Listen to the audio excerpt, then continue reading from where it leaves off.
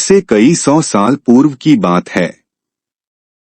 एक गांव में रामसिंह नामक एक किसान अपनी पत्नी व बच्चे के साथ रहता था। रामसिंह अनपढ़ व गरीब था, मगर अपने बेटे सुंदर को वह पढ़ा लिखाकर किसी योग्य बनाना चाहता था ताकि उसका बेटा भी उसकी भांति उम्र भर मेहनत मजदूरी न करता रहे।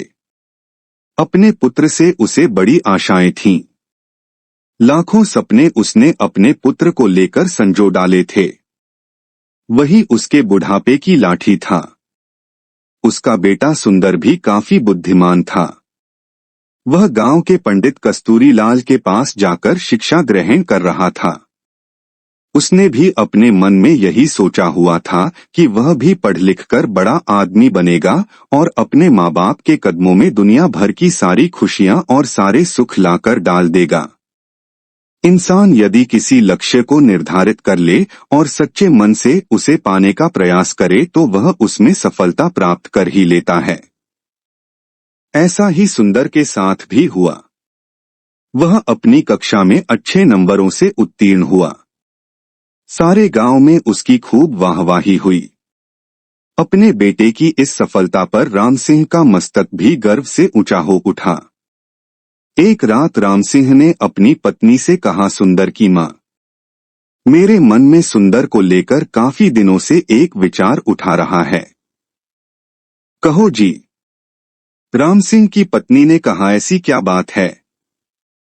क्या सुंदर की शादी ब्याह का विचार बनाया है?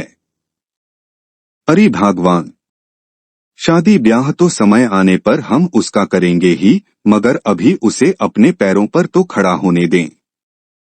मेरा तो यह विचार है कि क्यों न हम उसे शहर भेज दें ताकि वहां जाकर कोई अच्छा सा काम धंधा सीखकर कुछ बनकर दिखाए।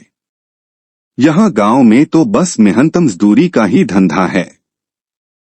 पढ़ने लिखने के बाद भी यदि उसे यही धंधा करना है तो पढ़ाई लिखाई का लाभ ही क्या है? हमारा तो अपना कोई खेत भी नहीं है जिसमें मेहनत करके वह कोई तरक्की कर सके। मगर सुंदर के बाप, सुंदर ने तो आज तक शहर देखा ही नहीं है, हम किसके भरोसे उसे शहर भेज दें? सुंदर की मां कमला ने कहा, माना कि हमारा सुंदर समझदार और सूझबूझ वाला है और शहर में वह कोई अच्छा सा काम धंधा तलाश भी लेगा, मगर शहर में टिकने का कोई ठिकाना भी तो चाहिए। सुनो सुंदर की मां, शहर में मेरा एक मित्र है, हालांकि हम दोनों वर्षों से एक दूसरे से नहीं मिले, मगर फिर भी मुझे उम्मीद है कि यदि मैं सुंदर को उसका पता ठिकाना समझाकर भेजूं तो वह अवश्य ही उसे शरण देगा और रोजी रोजगार ढूंढने में वह सुंदर की सहायता भी करेगा। बात तो आपकी ठीक है सुंदर के बापू, लेकिन मेरा मन नहीं मान रहा कि मैं अपने लाल को अपनी आंखों से दूर करूं। ऐसा तुम अपनी ममता के हाथों मजबूर होकर कह रही हो, मगर दिल से तो तुम भी यही चाहती हो कि हमारा बेटा तरक्की करे। इसलिए दिल को मजबूत बनाओ। सुंदर शहर जाकर कुछ बन गया तो हमारा बुढ़ापा भी सुख से गुजरेगा। और इस प्रकार रामसिंह ने अपनी पत्नी को समझा बुझाकर सुंदर को शहर भेजने के लिए राजी कर लिया।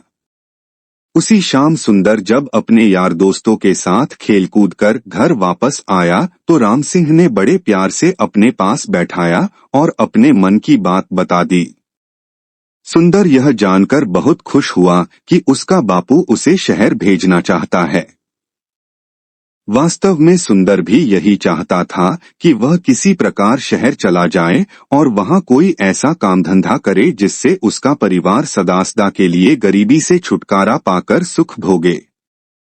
आठ पिता का प्रस्ताव पाकर वह बड़ा खुश हुआ और बोला, पिताजी, चाहता तो मैं भी यही था कि पढ़ लिख कर शहर जाऊं और अच्छी सी नौकरी करके घर की कमाई में आपका हाथ बटाऊं, मगर कहीं आप मुझे शहर भेजने से इनकार न कर दें।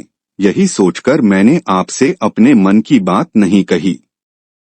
मगर अब जब आप स्वयं ही मुझे शहर भेजने के इच्छुक हैं तो इससे अधिक खुशी की बात मेरे लिए भला और क्या हो सकती है। मैं अवश्य ही शहर जाऊंगा। और प्रकार दूसरे ही दिन रामसिंह ने उसे दीन दुनिया की ऊंच नीच समझाई और अपने मित्र का पता देकर शहर के लिए विदा कर दिया। सुंदर काफी सूझबूझ वाला समझदार युवक था। अपने माता पिता के दुख दर्द को वह भली भांति समझता था। वह यह भी जानता था कि गांव में रहकर तो उसका भविष्य अंधकार में ही डूबा रहेगा, जबकि उसकी इच्छा बड़ा आदमी बनकर अपने माता पिता को भरपूर सुख देना था।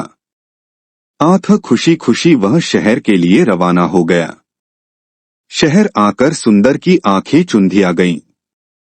खूब भीड़ भड़का, सजी संवरी दुकानें, तागेनिक्कों का आवागम। खैर, आश्चर्य से वह सब देखता सुंदर अपने पिता के कथित दोस्त से मिलने चल दिया। लेकिन जब वह पता के बताए स्थान पर पहुंचा तो पता चला कि उसके पिता का दोस्त रामचंद्र तो न जाने कब का मर खप गया और अब तो उसके परिवार का भी कोई अता पता नहीं था। यह जानकर सुंदर बहुत निराश हुआ और सोचने लगा कि अब क्या होगा। आशा निराशा तो जीवन में चलती ही रहती है, लेकिन सुंदर उन युवकों में से नहीं था जो हताश होकर बैठ जाते हैं। उसमें हिम्मत और आत्मविश्वास कूट कूट कर भरा था। उसने अपने आप को दिलासा दिया और बोला, बेटे सुंदर, निराश होने से कुछ नहीं होगा। अब शहर आ ही गए हैं तो कुछ करके ही लौटेंगे। माँ और बापू ने मुझसे बड़ी उम्मीदें लगा रखी हैं, मैं ही उनके बुढ़ापे की लाठी हूँ। अब शहर आ ही गया हूँ तो कुछ बनकर ही लौटूंगा। तुझे याद नहीं, गांव में मास्टर जी कहा करते थे, हिम्मते मर्दा मत दे खुदा। यानी जो लोग हिम्मत करते हैं उनकी मदद खुद भगवान करते हैं। अपने आप को इसी प्रकार हौसला बंधाता हुआ सुंदर पूछता पूछता एक सराय में आकर ठहर गया। उसने स्नान आदि से निवृत्त होकर थोड़ा आराम किया, फिर किसी नौकरी की तलाश में निकल पड़ा।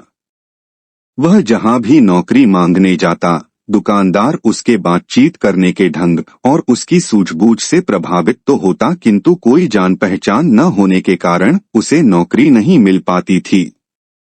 इसी प्रकार कई दिन गुजर गए। सुंदर गांव से अपने साथ जो रुपया पैसा लेकर आया था वह भी लगभग समाप्त होने को था। अब तो सचमुच सुंदर को चिंताओं ने घेरा। वह सोचने लगा कि काश शहर में उसकी कोई जानकारी होती तो अवश्य ही उसे कोई नौकरी मिल जाती। एक दिन की बात है, सुंदर थक हार कर एक पेड़ के नीचे बैठा मौजूदा स्थिति के विषय में सोच रहा था। उससे कुछ ही दूरी पर राज कर्मचारी पेड़ की ठंडी छांव में बैठे गपशप कर रहे थे। अनमना सा सुंदर उनकी बातें सुनने लगा। एक दूसरे से कह रहा था, कुछ भी कह भाई रामवीर, तू है बड़ा नसीब वाला। हम दोनों साथ साथ ही राज दरबार की सेवा में आए थे, मगर तू तरक्की करके राजाजी का खजांची बन गया और मैं रहा सिपाही का सिपाही। इसे कहते हैं तकदीर। तकदीर भी उन्हीं का साथ देती है गंगाराम, जो सूझबूझ और हिम्मत से काम लेते हैं। मैंने अपनी सूझबूझ से कुछ ऐसे काम किए कि महाराज का विश्वास पात्र बन गया और उन्होंने मेरी ईमानदारी देखकर मुझे खजांची बना दिया। नन भाई, तू जरूर किसी साधु या फकीर से कोई मंतर वंतर पढ़वा कर लाया होगा जो इतनी जल्दी इतनी तरक्की कर ली, वरना मैं क्यों न किसी ऊंचे पद पर पहुंच गया। भैया, तू मुझे भी अपनी कामयाबी का राज बता। तेरे जैसे लोग इसी चक्कर में रहते हैं कि पकी पकाई मिल जाए और खा लें। अरे भाई मेरे, अगर इंसान में हिम्मत, हौसला, ईमानदारी, साहस और सूझबूझ हो तो वह पहाड़ को खोदकर नदी बहा दे। देख, तू वह मरा हुआ चूहा देख रहा है ना? रामवीर ने सड़क के किनारे पड़े एक मरे हुए चूहे की ओर इशारा किया। हाँ, देख रहा हूँ। आने जाने वाले लोग भी उसे देख रहे हैं और घृणा से थूककर दूसरी ओर मुंह फेर कर निकल रहे हैं। रामवीर भाई, मैं तुझसे तेरी कामयाबी का रहस्य पूछ रहा था और तू मुझे मरा हुआ चूहा दिखा रहा है। ये क्या बात हुई? गंगाराम, मैं तुझे कामयाबी की बाबत ही बता रहा हूँ। सुन, लोग उस मरे हुए चूहे पर थूक कर जा रहे हैं, मगर कोई सूझबूझ वाला इंसान इस मरे हुए चूहे से भी 4 पैसे कमा लेगा।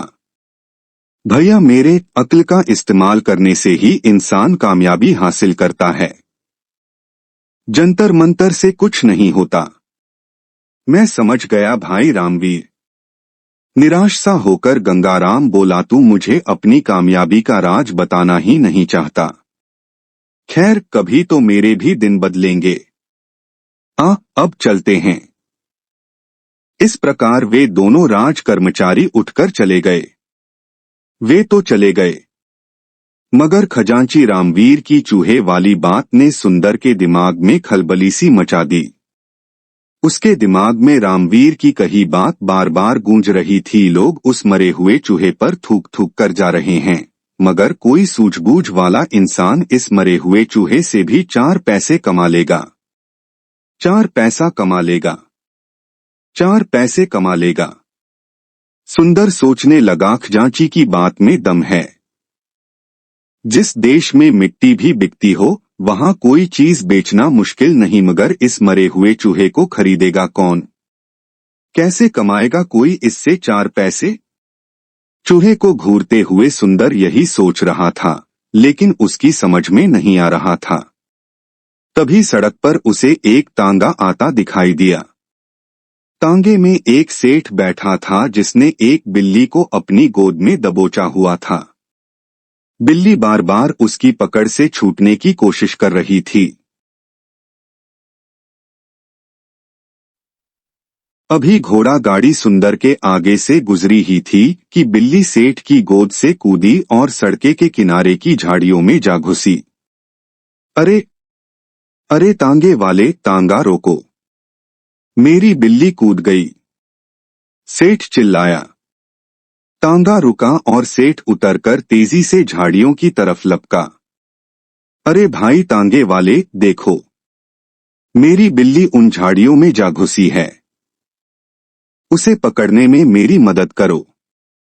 सेठ झाड़ियों के पास जाकर बिल्ली को बुलाने लगा। पूसी, पूसी आओ। इसी बीच तांगे वाला और सुंदर सहित कुछ अन्य लोग भी वहां जमा हो गए थे।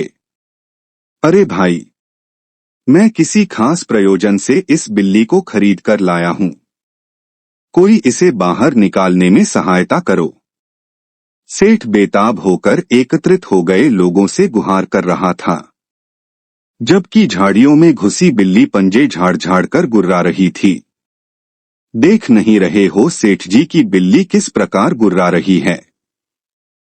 एक व्यक्ति बोला, हाथ आगे बढ़ाते ही झपट पड़ेगी।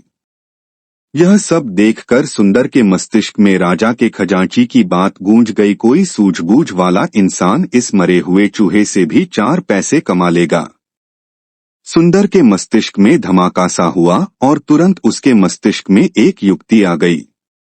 वह सेठ से बोला, सेठ जी, अगर मैं आपकी बिल्ली को काबू करके दूं तो आप मुझे क्या देंगे? आए सेठ जी ने तुरंत सुंदर की ओर देखा और बोला, भाई, तू मेरी बिल्ली को काबू करके देगा तो मैं तुझे चांदी का एक सिक्का दूंगा। चांदी का सिक्का? सुंदर के मुंह में पानी भर आया। ठीक है, आप यहीं रुकिए, मैं अभी आपकी बिल्ली काबू करके आपको देता हूं। कहकर सुंदर दौड़ा दौड़ा उसी दिशा में गया जिधर मरा हुआ चूहा पड़ा था। वाह बेटा सुंदर, बन गया काम। उस खजांची ने ठीक ही कहा था कि यदि सूझबूझ से काम लिया जाए तो इस मरे हुए चूहे से भी 4 पैसे कमाए जा सकते हैं। सुंदर ने मन ही मन खुश होते हुए एक रस्सी तलाश की और चूहे की गर्दन में फंदा डालकर झाड़ियों की ओर चल दिया। हटो तो सब पीछे हटो। भीड़ को एक ओर हटाता हुआ सुंदर बोला, बिल्ली अभी बाहर आती है। अरे, मरा हुआ चूहा यह तो वहां पड़ा था, किसी ने कहा। दूसरा बोला, भई वाह, इस लड़के ने तो मौके का फायदा उठाकर एक सिक्का कमा लिया। इसे कहते हैं बुद्धि का करिश्मा। यह लड़का अवश्य ही एक दिन बड़ा आदमी बनेगा।